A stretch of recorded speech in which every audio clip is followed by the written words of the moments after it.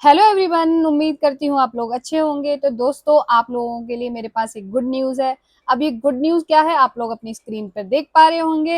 HN अध्ययन पे मेरा batch Shiv Shakti batch launch होने वाला है, जहां मैं आप लोगों को रामचंद्र तिवारी, बच्चन सिंह और शुक्ल जी के इतिहास की पुस्तक पढ़ाऊंगी। इसके अलावा मैं वहां पे आप लोगों को एमसीक्यू और पीवाईक्यू सॉल्व कराऊंगी। तो दोस्तों, इस बैच से जुड़ना ना भूलें। इसके अलावा आप लोग मेरा कोड शैली 11 यानी कि शैली 11 यूज कर सकते हैं। तो चलिए दोस्तों, अब हम अपनी क्लास को स्टार्ट करते हैं। आज की जो क्लास का हमारा मेन टॉपिक है कि हरियाणा असिस्टेंट प्रोफेसर जो मेंस के लिए है वह कहाँ से पढ़ें और कैसे नोट्स बनाएं। तो दोस्तों, जैसा कि आप लोगों को पता ही होगा कि मेरी मास्टर्स इग्नू से कंप्लीट हुई है। तो इग्नू के द्वारा ही कुछ बुक्स पुस्तकें बच्चों को दी जाती हैं। अगर आप लोग इग्नू से नहीं जुड़े हैं तो कोई टेंशन की कोई बात नहीं है। आप नॉर्मली गूगल पर सर्च करेंगे तो आपको ये सारी पुस्तकें गूगल पे पीडीएफ के रूप में उपलब्ध हैं। तो हम देखते हैं कि कैसे मेंस के लिए पढ़ना है। इग्नू में मास्टर्स के लिए जो कोड है वो है MHD। आप लोग ये MHD के नाम से सर्च करेंगे, MHD 01 02, तो आपको नॉर्मली आपको वहाँ पीडीएफ अवेलेबल हो जाएंगी कि कितने वॉल्यूम्स में, वहां पे भी वो शो करने लगेगा। तो हमारा जो MHD 1 है वो है हिंदी काव्य।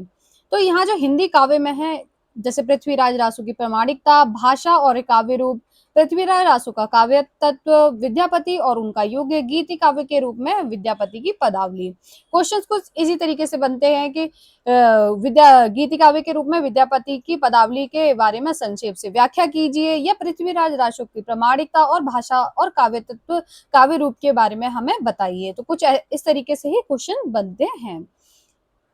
तो आप जैसे कि देख पा रहे होंगे, यहाँ पे पूरे थ्योरी बेस्ड है कि पृथ्वीराज रासु की प्रामाणिकता। पृथ्वीराज रासु आदिकाल का सर्वाधिक विख्यात काव्य है। यह काव्य जितना विख्यात है उतना ही विवादग्रस्त। इस विवाद की पृष्ठभूमि से हमें परिचित हो लेना चाहिए। पृथ्वीराज रासु की प्रामाणिकता जानने के लिए विद्वानों ने उसे इतिहास की कसौटी पर कसने की कोशिश की और उन्हें निराशा हाथ लगी। जिन विद्वानों ने इसे इतिहास ग्रंथ के रूप में देखा, उन्होंने तो इसे जाली ग्रंथ ठहरा दिया। इसमें कोई शक नहीं है कि यदि पृथ्वीराज रासो में हम इतिहास ढूंढने चलेंगे तो हमें निराशा ही हाथ लगेगी। आइए आगे के महत्वपूर्ण पॉइंट्स देखते हैं। तो कुछ ऐसे ही इन्होंने पॉइंट्स दे रखे हैं कि ऐतिहासिकता, रचनाकार और रचनाकाल, और महत्वपूर्ण आलोचकों जैसे नामवर सिंह जी या रामचंद्र शुक्ल, हजारी प्रसाद द्विवेदी आदि की यहाँ पे जो भी मुख्य कथन है वे दे रखे हैं। रासो काव्य क्या होते हैं, पृथ्वी रासो काव्य क्या है, ये समझाया गया है। कथानक रूढ़ियां क्या हैं, कौन कौन सी कथानक रूढ़ियां का प्रयोग इसमें किया गया है। पृथ्वी रासो रासक काव्य परंपरा का सर्वाधिक विख्यात काव्य है। पृथ्वी रासो में मध्यकालीन प्रबंध काव्यों में प्रचलित अनेक कथानक रूढ़ियों का उपयोग किया गया है।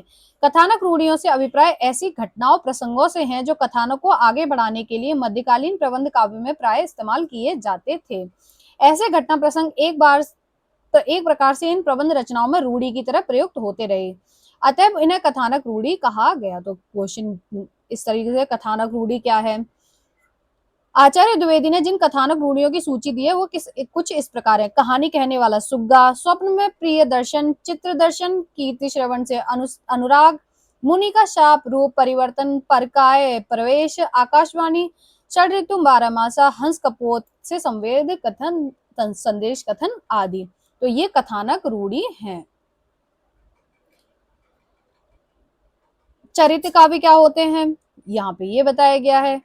पृथ्वी रासो आदिकाल की ऐसी रचना है जो मूलतः रासो काव्य है, किंतु उसमें कथा, चरित्र, आख्यायिका आदि काव्य रूपों का भी समावेश है, जिसमें कथानक रूढ़ियों का भरपूर प्रयोग हुआ है।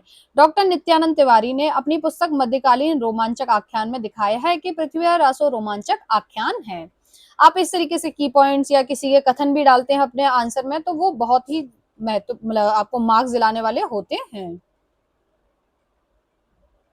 यहाँ पे इसका सारांश दे रखा है कि पृथ्वी और आंसू की प्रमाणिकता अप्रमाणिकता से जुड़े विभिन्न पहलुओं पर विचार करने के क्रम में आपने महसूस किया होगा कि इसे काव्य ग्रंथ मानकर चलना ही उचित है। आगे की यहाँ पे और भी व्याख्या दे रखी है। उसी तरीके से कुछ विद्यापति और उनका युग। मेरा यहाँ पे मेन उद्देश्य आप लोगों को ये नोट्स दिखाने का यही है कि आप लोगों मेंस के हमारे जो क्वेश्चंस हैं जो सॉल्व कराए गए थे या कराए जाएंगे, तो आप उनको किस प्रकार सॉल्व करेंगे। आप क्वेश्चन को देखेंगे कि क्वेश्चन में पूछा क्या गया है, फिर आप दूसरी चीज ये करेंगे, आप गूगल, आपके पास अगर इग्नू के स्टूडेंट है और आपके पास नोट्स हैं तो बहुत अच्छा है, अगर नहीं है तो आप गूगल पे जाएंगे, वहां पे आपका जो भी टॉपिक है उसको सर्च करने के बाद उसके बाद दबाएंगे मतलब इग्नू, जैसे मान लो सपोज मैंने गूगल पे सर्च किया, मैंने सर्च किया विद्यापति, तो विद्यापति के बाद आप लिख देंगे इग्नू। तो इस तरीके से आपके जो, एक सेकेंड माफी चाहूंगी, अगर आप विद्यापति लिखेंगे और उसके आगे इग्नू लिखेंगे तो आप इस तरीके से वहां से पीडीएफ प्राप्त कर सकते हैं और उस पीडीएफ को पढ़ के आप अपना आंसर लिख सकते हैं। अगर आप लोग कहेंगे कि मैम हमें एक या दो आंसर लिख के आप अपने पीडीएफ शो कर दीजिए, तो मैं क्लास के द्वारा आप लोगों को वो भी बताने के लिए तैयार हूँ।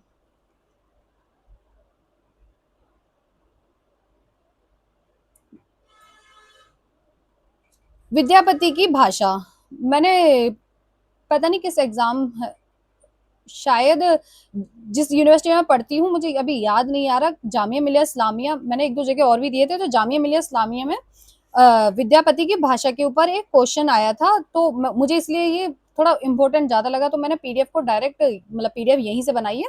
तो विद्यापति की मातृभाषा और मिथिला की सामाजिक सांस्कृतिक भाषा भी मैथिली ही थी। यह मिथिला के विद्वानों के बीच संस्कृत की भी प्रतिष्ठा थी। विद्यापति ने अपनी सर्वाधिक महत्वपूर्ण रचना पदावली मैथिली में ही रची है।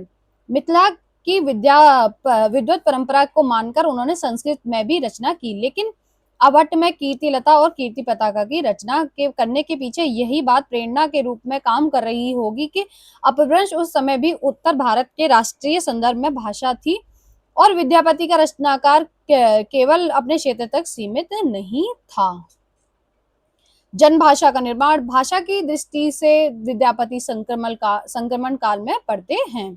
अपभ्रंश का प्रभाव या अपभ्रंश में काव्य रचने की प्रवृत्ति लगभग समाप्त हो चुकी थी और आधुनिक आर्य भाषाओं का साहित्यिक उदय हो रहा था। भाषा समाज और काव्य सृजन के विकास के ऐतिहासिक प्रक्रिया पर गौर करने से यह स्पष्ट होता है कि जब कोई भाषा काव्यात्मक गरिमा पा लेती है और उसका एक परिनिष्ठ रूप शास्त्रीय स्तर पा लेता है, तो सामान्य जनता या कहें सामान्य जनमानस के लिए यह रूप दुरूह होने लगता है।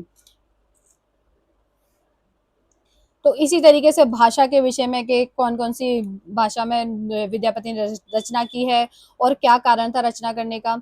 इसके अलावा अगर इनकी अन्य भी पुस्तकें जैसे आदि काव्य के तो मैंने दिखाई दिया, निर्गुण काव्य में है, वॉल्यूम 1 में है निर्गुण काव्य, भक्ति काव्य में ही वॉल्यूम 2 में है सगुण काव्य। ऐसे ही इनकी और भी पुस्तकें जैसे MHD 05 है, साहित्य सिद्धांत और समालोचना। तो जितने भी हमारे महत्वपूर्ण समालोचक हैं वो भी उनके बारे में या उनकी जो भी रचना पद्धति है उसके बारे में बताया गया है।